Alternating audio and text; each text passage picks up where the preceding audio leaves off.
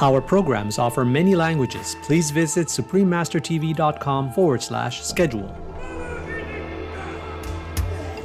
Te Papa Tongarewa means our container of treasured things and people that spring from Mother Earth here in New Zealand.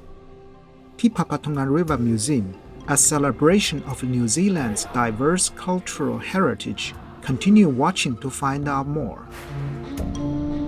Today's show we presented in English and Māori, with subtitles in Arabic, Aulacese, also known as Vietnamese, Chinese, English, French, German, Korean, Malay, Māori, Persian, Portuguese, Punjabi, Russian and Spanish. With joy in our hearts, the Indigenous Māori people say, e te ti, e te tā, tēnā rau koutou katoa. That's hello to all our beautiful viewers in Māori, one of the official languages of New Zealand. I am a Tāhua Tapairu from gorgeous Te Waipounamu, or the South Island of New Zealand. The pure-hearted Māori people send you, cherished friends, our noblest wishes.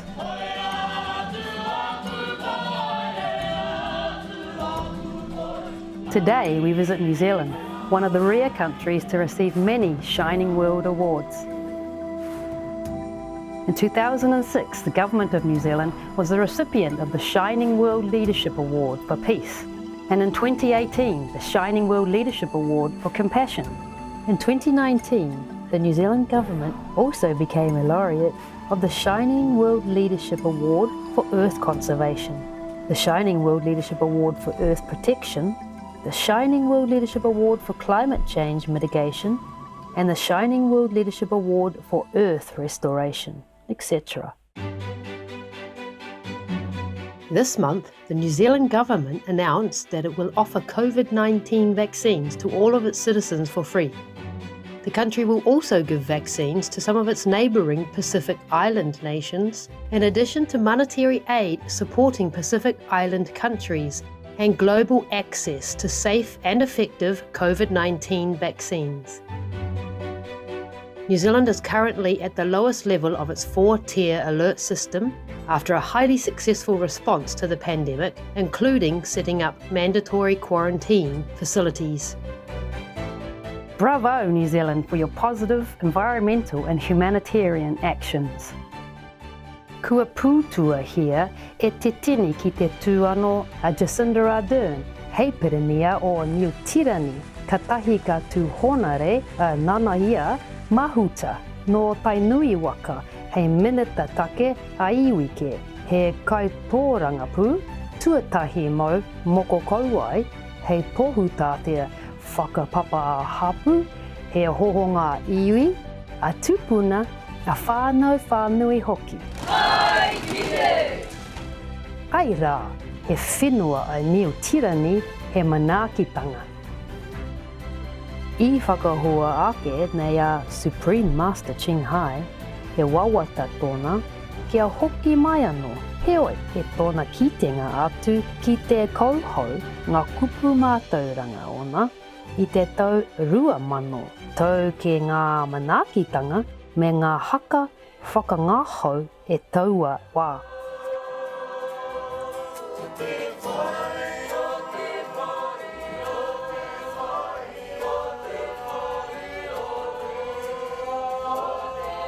E ai, ki tā te Māori ko Aotearoa, te ingoa o te whenua e kia nei ko Niutirani, Land of the Long White Cloud. Te whakamārama tōna ko Papa Tongarewa e Niutirani nei e whakaatu ana ki te atāhua o te neihana poronihia.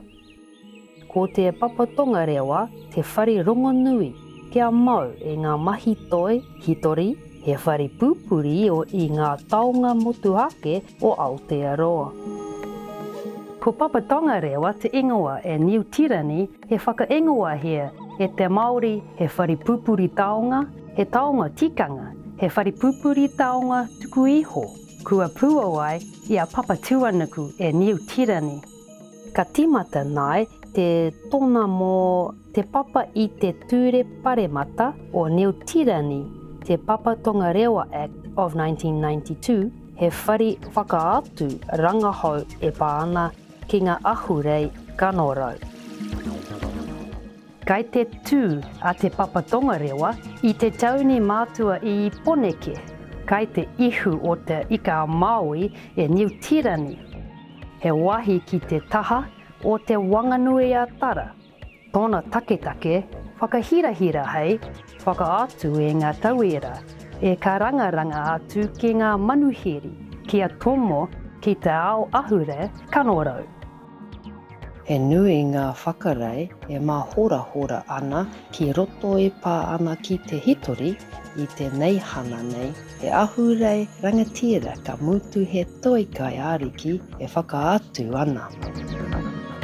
Aha kua kai konei ke tetahi wharipupuri taonga i te hekenga mai o tau iwi mā i te wahi pūtaki tona, kua tutuki ngā whakaro i te tonga o te Papa Tongarewa, hei herenga ki wainga i te tangata whenua, nei a araka o te Māori me Ngāti Wikitoria e ai ki te tiriti. By recognising and learning from the past, all New Zealanders can forge a path of solidarity into the future, creating a space for discussion and debate, as well as mutual celebration. Construction began in 1994, and the museum was opened by Her Excellency Dame Jenny Shipley, the Prime Minister of New Zealand at the time of its official inauguration in 1998. Te Papa Tongarewa has also become symbolic of the healthy tradition of bipartisan politics that exists in New Zealand. Since its opening, some Prime Ministers have made Te Papa Tongarewa part of their portfolio of responsibilities, including the current Prime Minister, Her Excellency Jacinda Ardern, who also served as New Zealand's Minister for Arts, Culture and Heritage between 2017 and 2020. The design of Te Papa Tongarewa Museum represents the identity of New Zealand as a nation. Principal architect Ivan Mercer won international acclaim for the design that reflects both Indigenous and immigrant heritages, as well as their shared maritime roots, symbolised by incorporated pond waterways throughout the museum. The entire museum is considered a waharoa, or traditional entranceway, that introduces visitors to a New Zealand rich in cultural and natural heritage. He mihi nunui ki a koutou kua tai mai nei ki te rongomarairo marae. He wahi whakahuihui tikanga tuku iho me tōna Māori ahurea. A iwi a hopouri Māori rānei, ko te mutunga iho he waharoa whakarei. Kia whakakotahi ai i ngā ahurei e rua, a rānei he Māori, he Pākehā, katahi te horo whakakitenga matua. He wahi whakamana i te Māori o te tuhinga, Wairoa o Niutirani, ara ko te tiriti o Waitangi i te tau 1840 i Waitongahea, ngātai e ngā rangatira Māori, Rimurau, te nui me ngā māngai, a Kuini Wikitoria or United Kingdom of Great Britain and Ireland. Te Papa is situated on a major geological fault line. The entire museum, 36,000 square metres in total, with a weight of 64,000 tonnes, is suspended on 152 giant shock absorbers, or base isolators, a system that was invented by world-renowned New Zealand scientist Dr. William Robinson. The lead rubber bearing, or LRB system, allows the building to safely move up to 0.5 metre in any direction. The system has now been implemented at many seismic-sensitive locations all over the world. These base isolators are part of the exhibition, with the general public allowed access to the basement area to have a look. Visitors can also explore the free permanent exhibition Te Taiao, or Nature. Many of the installations are interactive, which is exciting for children and adults alike. Visitors can learn about a multitude of topics, such as New Zealand's delicate geological makeup and how its incredibly unique topography developed since it split from the Gondwana land supercontinent 83 million years ago. Many New Zealand species of plants and animals are documented and displayed, such as the mighty moa. The moa is the tallest bird to have ever existed on the planet and is unique to New Zealand's natural history.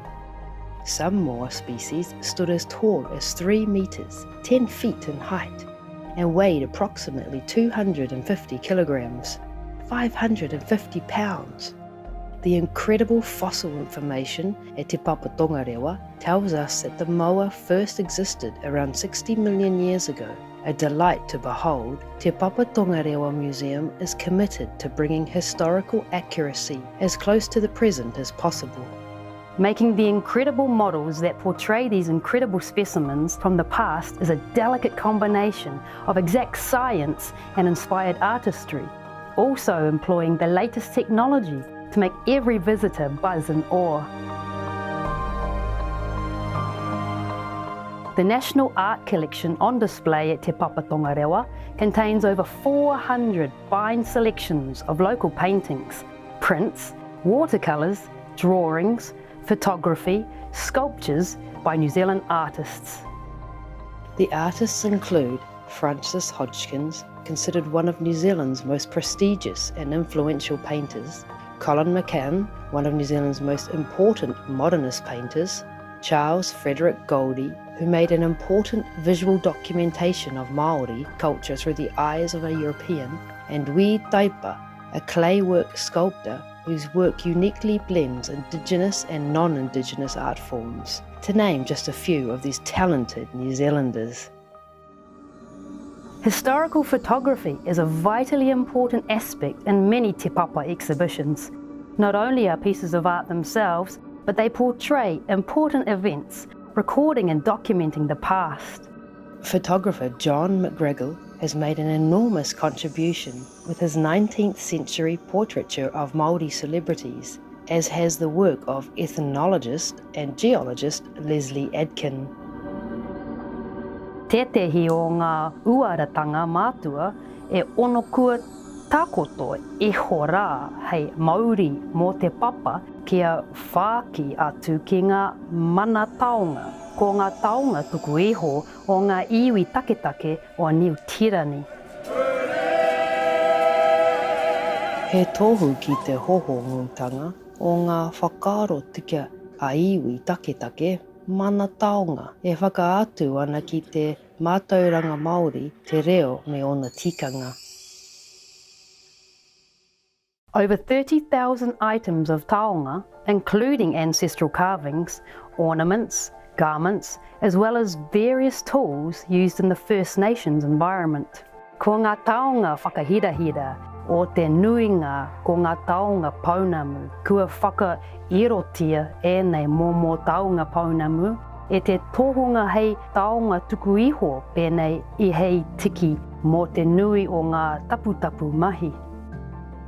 E ai ki te pūkōrero a ngā te waiwai o te tai pauteni e te wai paunamu, ko tōna e mea ana ko pauteni e tani whamo rika, kua mate aroha rawa atu ki a waitaki, e wahene pūrotu no rawahi, nā te karaki a pauteni I huri ki a waitaki ki te paunamu hei taonga monamo ake tonu.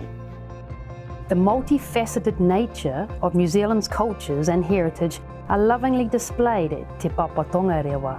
Highly popular with New Zealanders and international visitors alike, Te Papa Tongarewa is reputedly one of the best museums of its kind in the world. For more information on Te Papa Tongarewa Museum, please visit tepapa.govt.nz.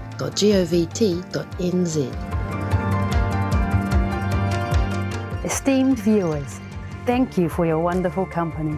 Coming up next is Quinton and Tanak Wunu, Save Our Planet, Part 3 of 3. Right after noteworthy news, here on Supreme Master Television. May the brilliant light of God guide all of us. Our programs offer many languages, please visit suprememastertv.com/schedule and suprememastertv.com/WAU. Nos programmes offrent plusieurs langues. Veuillez visiter suprememastertv.com/schedule et suprememastertv.com/WAU. Nuestros programas ofrecen varios idiomas. Visiten suprememastertv.com/schedule y suprememastertv.com/WAU. Unsere Sendungen bieten viele Sprachen. Gehen Sie auf suprememastertv.com/schedule und suprememastertv.com/WAU.